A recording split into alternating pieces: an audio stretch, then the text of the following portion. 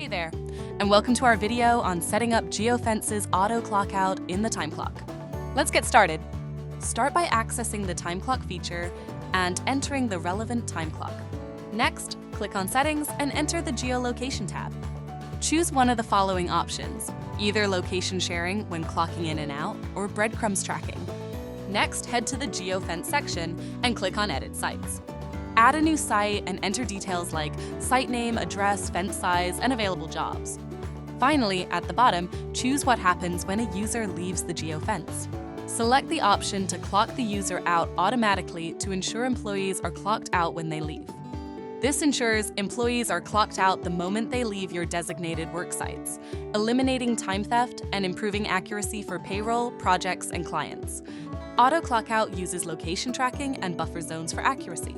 The system collects location data every 20 meters and adjusts buffer zones dynamically based on GPS accuracy.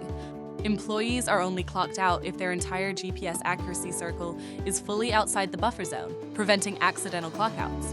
When viewing users' timesheets, auto clockout entries appear in the end time column with a red exclamation mark.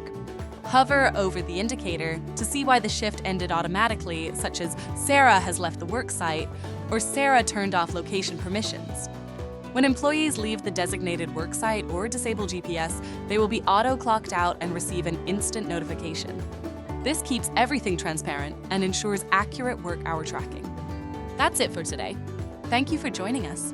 For further assistance, feel free to use our Help Center